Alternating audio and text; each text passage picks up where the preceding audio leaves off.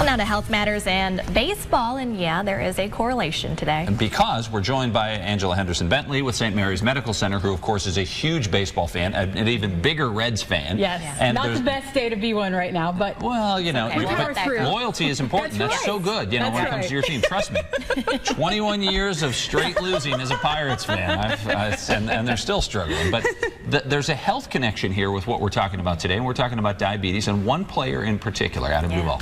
Absolutely, Adam Duvall, who had a 3-run home run today. So that's I think he did that just for me. He did, yes, of course he did. And for people who don't know, he's the left fielder for the Reds, and he has type 1 diabetes.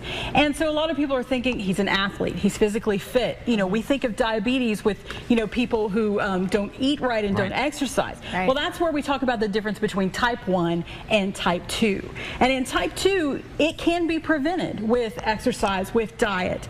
But type 1, there is no prevention. Okay. And that's the one that's normally known as juvenile diabetes, because it usually shows up in kids. It's only about 10% of people who have diabetes have it, so it's a little more rare, but it shows up in kids. And the reason that we bring up Adam Duvall is because he is a role model, because there's actually an Instagram post kind of inspired my visit today. There was an Instagram post on the Reds accounts, and there was and there it is, and there was a young girl, and she put up a sign so that he would see it, and she said, "Thank you for showing me I can do anything. I'm type 1 too."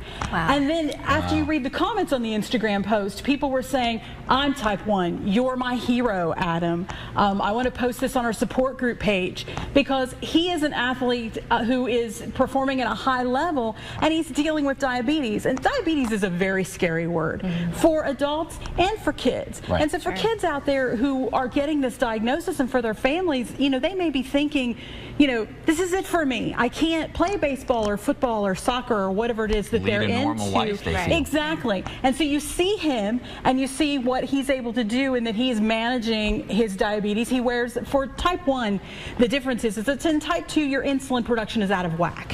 In type 1, your body's not producing it at all. And so he actually wears an insulin pump. He wears it on the field. He cuts a slit in his pants, and he wears it in his back pocket. It's about the size of a cell phone.